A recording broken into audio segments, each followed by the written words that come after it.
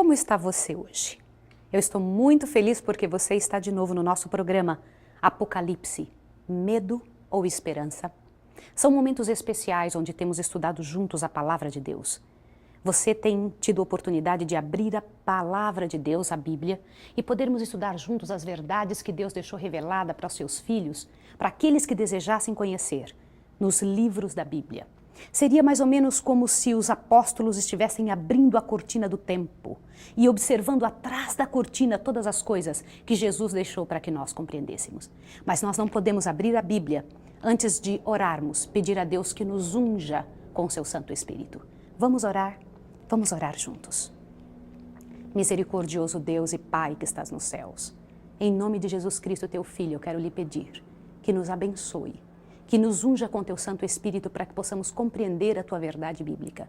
Abençoa essa pessoa que está em casa também, Senhor, para que ela possa compreender e estar preparado para os últimos momentos da história da Terra. Em nome de Jesus Cristo, teu Filho. Amém. Você sabe, hoje eu tenho algo especial para contar para você. De todas as coisas grandiosas que me enchem o coração, a volta de Jesus é a que mais me impressiona. Porque a volta de Jesus, ela vai resolver todos os problemas dessa terra. Nunca mais teremos hospitais, nenhuma cadeia. Nunca mais teremos um só pensamento triste, nenhuma angústia. Você já pensou em viver num tempo assim, num mundo assim? É isso que está sendo reservado para você, é isso que está sendo reservado para mim, para nossa família. Seus filhos não precisam ser criados com tristeza e angústia. Você foi feito para ser feliz. A volta de Jesus é a ocasião mais fantástica deste mundo. Mas existe um outro detalhe que eu preciso que você compreenda. A volta de Jesus me faz pensar nas pessoas que já morreram. Meu pai faleceu e um dia eu vou ver meu pai outra vez. Você sabia que na Bíblia fala sobre 2 ressurreições? Antes de você pensar em ressurreição, eu queria que você lembrasse quem são os autores da Bíblia. Lembra? Jesus trabalhou com vários homens para que compreendessem quais eram as verdades que ele queria que elas compreendessem. E então ditou algumas coisas e outras mostrou em quadros para que eles pudessem escrever as palavras de Deus. O escritor do Apocalipse é João, o apóstolo.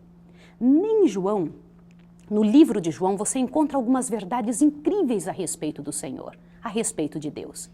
Quais são as 2 ressurreições sobre as quais o nosso Senhor Jesus Cristo falou quando esteve aqui na terra? Abra sua Bíblia no Evangelho de João, o mesmo que escreveu o Apocalipse, e dê uma olhadinha.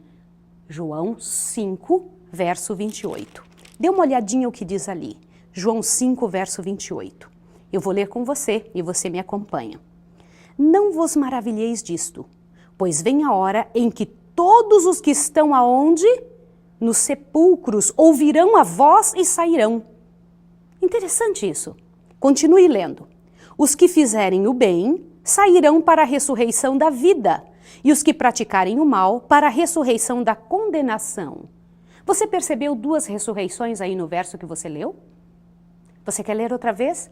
Observe com carinho, são 2 ressurreições.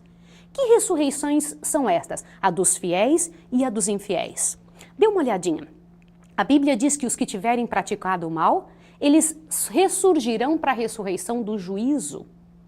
Então, que período começa essa ressurreição dos infiéis? Agora sim você precisa ir para Apocalipse, outro livro que João escreveu. Apocalipse 20. Você vai encher o seu coração de esperança agora, porque isso faz você compreender uma série de coisas. Hoje nós vamos ficar somente em 2 livros da Bíblia, o Apocalipse, porque é nosso livro de estudo, e outros para nos ajudar a compreender melhor o que vamos compreender hoje, tá bem? Apocalipse 20, dê uma olhadinha no verso que você pode observar agora, verso 6, diz o seguinte: Bem-aventurado e santo aquele que tem parte na primeira ressurreição. Sobre estes não tem poder a segunda morte, mas serão sacerdotes de Deus e de Cristo e reinarão com ele durante os 1000 anos. O que você acabou de observar? Você notou que a ressurreição dos fiéis é que esta chama-se a primeira ressurreição? Quando que ela vai acontecer? Que época? É na volta de Jesus. Quando acontecerá essa primeira ressurreição? Isto é, a dos justos mortos. Vai lá em Tessalonicenses, 1 Tessalonicenses, volta um pouquinho, para que você encha o seu coração comigo. Eu me lembro em casa, quando nós aprendíamos a respeito dessas verdades, nosso coração se enchia de ver e imaginar esse momento. 1 Tessalonicenses 4, verso 16. Encontrou? Então vamos ler junto comigo. Diz o seguinte: pois o mesmo Senhor descerá do céu com grande brado, a voz do arcanjo, ao som da trombeta de Deus, e os que morreram em Cristo ressurgirão quando? Primeiro! A primeira ressurreição será por ocasião da volta de Jesus. Entende por que a minha esperança de ver o meu Pai? Meu Pai ressuscitará na ressurreição dos fiéis, que será a ressurreição da volta de Jesus. Mas eu gostaria que você desse uma observada no seguinte. Vamos olhar juntos isso daqui. Olhe bem este gráfico. 1000 anos entre as duas ressurreições. A primeira ressurreição é a dos fiéis, por ocasião da volta de Jesus, que foi o que nós já lemos na Bíblia. Não foi mesmo? Você acabou de ler comigo. E o que vai acontecer então durante o milênio? Porque se a primeira ressurreição é dos fiéis, a segunda ressurreição, obviamente, é dos infiéis. Quando que isso vai acontecer? E o que vai estar acontecendo durante o milênio aqui na Terra? E o que nós estaremos fazendo durante o tempo em que estivermos, depois de ressuscitados os fiéis, e nós tivermos sido levados com Jesus, o que estaremos fazendo no céu? Estas coisas você precisa compreender. Estas coisas, elas fazem toda a diferença na nossa compreensão do que Deus gostaria que nós compreendêssemos na palavra de Deus. Vá de novo para Apocalipse 20. Vejamos juntos esta verdade agora. Apocalipse 20. Procure isso na sua Bíblia para que você possa compreender quantos anos depois da primeira ressurreição ressuscitarão os outros mortos. Quem são os outros mortos? Se os fiéis são da primeira ressurreição, quem são os outros mortos? São os infiéis. Veja Apocalipse 20, verso 5. Veja. Mas os outros mortos não reviveram até que os 1000 anos se completassem. Por que eles não reviveram? Que pensamento pavoroso! Acordar na segunda ressurreição pensando que é a primeira? Triste isso, não é? E o que vai acontecer durante o milênio? Vamos deixar a Bíblia responder? Aí mesmo em Apocalipse 20, verso 4, você tem a resposta. Diz o seguinte: vi também tronos, e os que se assentaram sobre eles foi-lhe dado o poder de julgar. Vi as almas daqueles que foram degolados por causa do testemunho de Jesus e pela palavra de Deus. Os fiéis, os justos. Continua. Estes que não adoraram a besta, nem a sua imagem, nem receberam sinal na testa nem na mão. O que aconteceu? Veja junto comigo. Reviveram e reinaram com Cristo durante 1000 anos. Interessante isso. O que nós vamos ficar fazendo no céu? Durante o milênio? Julgando quem? Estas coisas você deve fazer estas perguntas ao ler a Bíblia, só que a Bíblia mesma tem resposta. E você precisa saber disso e precisa passar adiante para encher o coração das pessoas de esperança. Vejamos juntos o que é que a nossa palavra, a palavra de Deus diz. 1 Coríntios 6, verso 2. Abra comigo em 1 Coríntios 6. Verso 2, que ali você encontra a resposta. Veja o que nós vamos ficar fazendo no céu. Diz: não sabeis vós que os santos hão de julgar o mundo?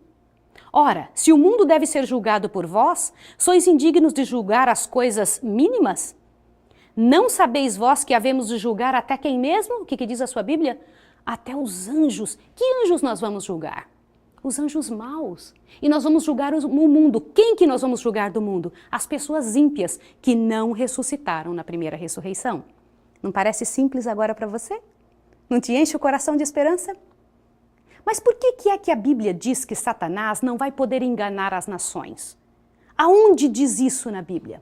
Dá uma olhadinha, por favor, em Apocalipse 20. Primeiro, antes de ir para outra parte da Bíblia, eu quero que você vá em Apocalipse 20 e você vai ver esse texto que muitas pessoas se preocupam. Apocalipse 20, verso 1. Então vi descer do céu um anjo que tinha a chave do abismo e uma grande cadeia na mão. Ele prendeu o dragão, a antiga serpente, que é o diabo e Satanás, e o amarrou por 1000 anos. Lançou-o no abismo e ali o encerrou e selou sobre ele, para que não enganasse mais as nações, até que os 1000 anos se completassem. Por que é que Satanás não poderá incomodar nenhuma nação durante o milênio? É óbvio que é porque ninguém vai estar vivo aqui durante o tempo em que Jesus Cristo tiver levado os justos para o céu, e aqui durante o milênio a terra vai ficar desolada. Você quer ver o que vai acontecer com as pessoas ímpias no dia que Jesus voltar? Algumas pessoas dizem que as pessoas vão ficar vivas aqui depois da volta de Jesus. Abra sua Bíblia, a Bíblia tem a resposta. 2 Tessalonicenses capítulo 1, verso 7. E a vós, que sois atribulados, alívio conosco quando do céu se manifestar o Senhor Jesus com os anjos do seu poder em chamas de fogo. Ele tomará vingança dos que não conhecem a Deus e dos que não obedecem o evangelho do Senhor Jesus Cristo. Interessante a Bíblia dizendo que a volta de Jesus vai matar os ímpios. Aqui mesmo em 2 Tessalonicenses capítulo 2, verso 8, diz o seguinte: e então será revelado o iníquo, a quem o Senhor desfará pelo sopro da sua boca e aniquilará pelo esplendor da sua vinda. Queridos, a volta de Jesus será uma alegria para aqueles que estão aguardando a volta de Jesus, mas será de tristeza e dor para aqueles que são infiéis, que não querem seguir o que Deus pensa, que não querem seguir as orientações do nosso Senhor. Veja que, para 2 grupos de pessoas, serão sentimentos completamente diferentes. O que nós estaremos fazendo no céu durante o milênio? Julgando as pessoas, vendo por que realmente as pessoas não deveriam ter estado lá. Agora vamos ver mais um detalhe. Sendo que os fiéis irão ao céu e os ímpios morrerão, Satanás não terá quem tentar na terra. O que fará essa cadeia de circunstâncias com o diabo?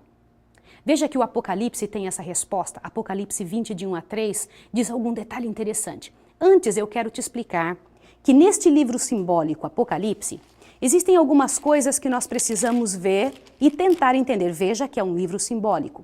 Alguma vez você já esteve sozinho dentro da sua casa, se sentindo incomodado, cansado, e você não tinha o que fazer, não tinha nada para fazer e de repente você disse: eu estou aqui preso entre essas 4 paredes?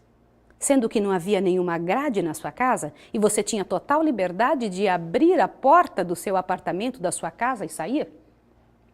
As circunstâncias nas quais Satanás vai ficar aqui sozinho com seus anjos durante o milênio vai fazer com que ele se sinta preso aqui.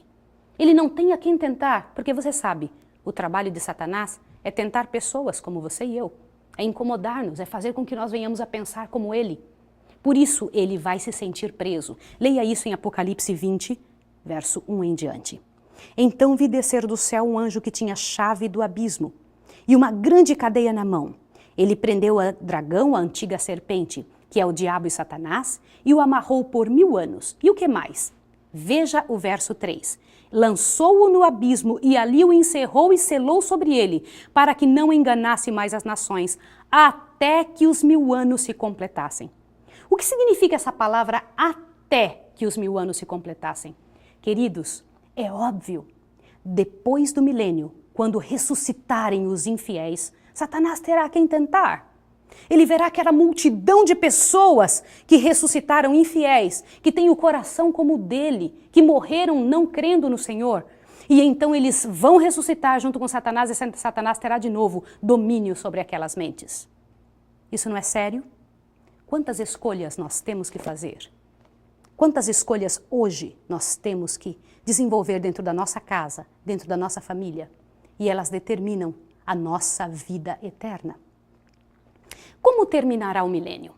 O que vai acontecer com a cidade de Deus ao terminar o milênio? Apocalipse 21, 2. E eu falo isso sorrindo, porque a Bíblia conta a respeito disso e isso enche meu coração de esperança. Veja o que diz aí. Então vi um novo céu e uma nova terra, pois já o primeiro céu e a primeira terra passaram e o mar já não existe. Vi também a cidade santa, Nova Jerusalém, que de Deus descia do céu, ataviada como uma noiva para o seu noivo. Queridos, A Bíblia diz que a santa cidade descerá sobre o Monte das Oliveiras, que se abrirá em dois, produzindo um grande vale. Isso está escrito lá em Zacarias 14, verso 4 a 10. Mas o que acontecerá com os mortos ímpios e com Satanás quando os 1000 anos se completarem? Vai aí, volta um pouquinho, Apocalipse 20, versos 5, o 7 e o 8. Diz o seguinte, Apocalipse 20, verso 5. Mas os outros mortos não reviveram, até que os 1000 anos se completassem. Esta é a primeira ressurreição. Veja o verso 7. Quando se completarem os 1000 anos, Satanás será solto da sua prisão. Por que será solto? Porque os ímpios ressuscitaram. Aí ele tem novamente a quem tentar. Veja o verso 8. E sairá a enganar as nações que estão nos 4 cantos da terra, Gog e Magog, cujo número é como a areia do mar, a fim de juntá-los para a batalha. Que batalha é essa? Veja que a cidade santa de Deus estará descendo, junto com todos os salvos, descendo aqui sobre o Monte das Oliveiras, como a Bíblia fala. E o interessante é que os Satanás e os ímpios não mudarão de coração, eles continuarão com aquele desejo de vingança e eles vão rodear a cidade santa para tentar acabar. Agora veja essa nova pergunta que eu preciso dizer para você. Veja só. Com Satanás e os ímpios, o que vai acontecer com eles quando pretenderem tomar de assalto a cidade santa? Aí mesmo em Apocalipse 20, verso 9, você tem a resposta.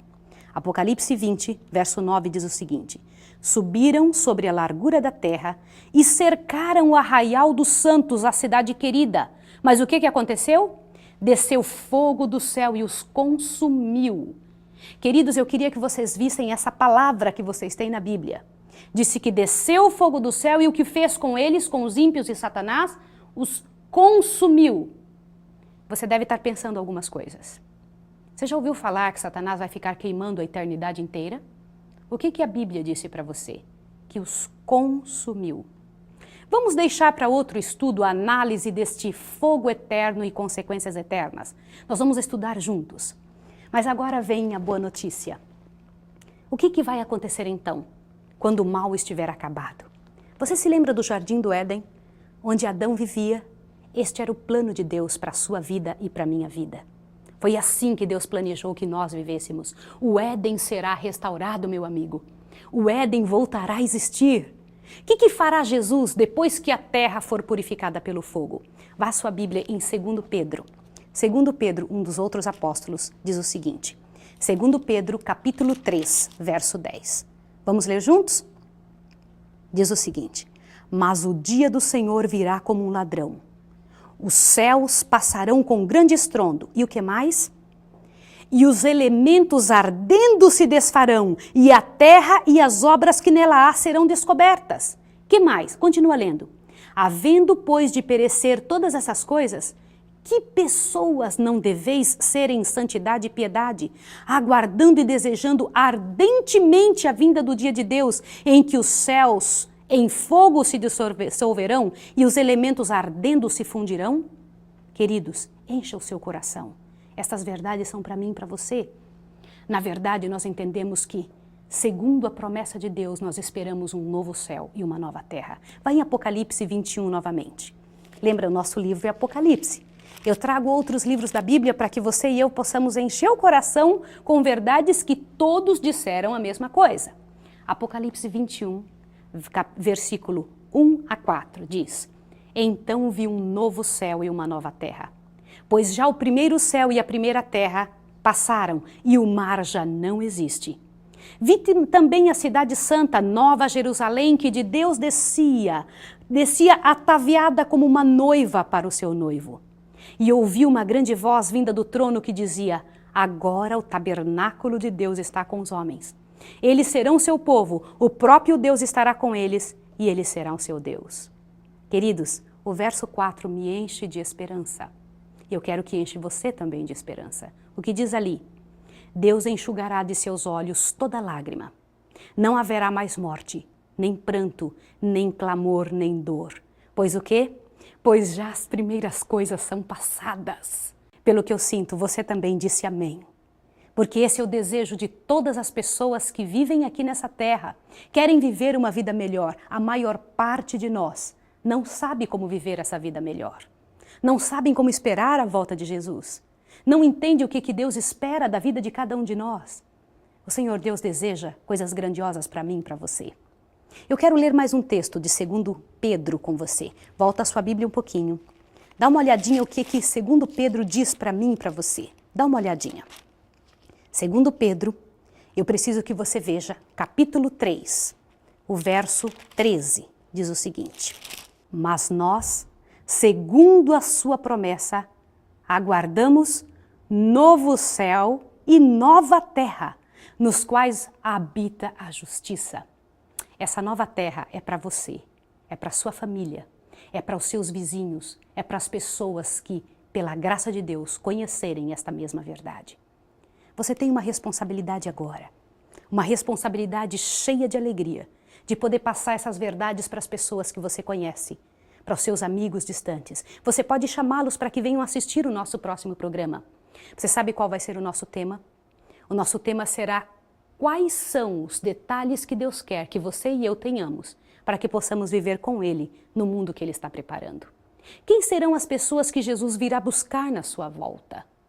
Quem serão as pessoas que serão consideradas fiéis na sua vinda? Você está sendo chamado para fazer parte desse povo. Estas verdades não são maravilhosas? Essas verdades não enchem o seu coração? Meu querido amigo, minha querida amiga, eu quero orar com você. Vamos orar juntos agora. Misericordioso Deus e Pai que estás nos céus, eu louvo o teu nome pela graça do Senhor Jesus Cristo e a promessa de sua volta gloriosa dentro de poucos dias. Eu louvo o teu nome, Senhor, por teu plano tão maravilhoso de ressuscitar as pessoas que morreram acreditando na sua volta. Eu louvo o teu nome, Senhor, porque eu sei que o Senhor tem marcado detalhes especiais que o Senhor quer que entendamos sobre nossa vida aqui nessa terra. E o Senhor deixou marcado cada um desses detalhes, cada um desses caminhos na tua palavra, a Bíblia. Obrigado, Senhor, pela oportunidade que temos de estar estudando. Eu te peço em nome de Jesus que abençoe essas pessoas que estão estudando conosco em casa, para que elas agora possam encher o coração de esperança, saber que a sua volta é a solução para todas as dificuldades deste mundo. Eu te peço que o Senhor abençoe os nossos queridos em casa. Te peço que o Senhor nos abençoe aqui e que estejamos prontos em nome de Jesus para daqui uns dias abraçar Jesus nas nuvens dos céus. Em nome dele oramos e agradecemos. Amém. Até a próxima.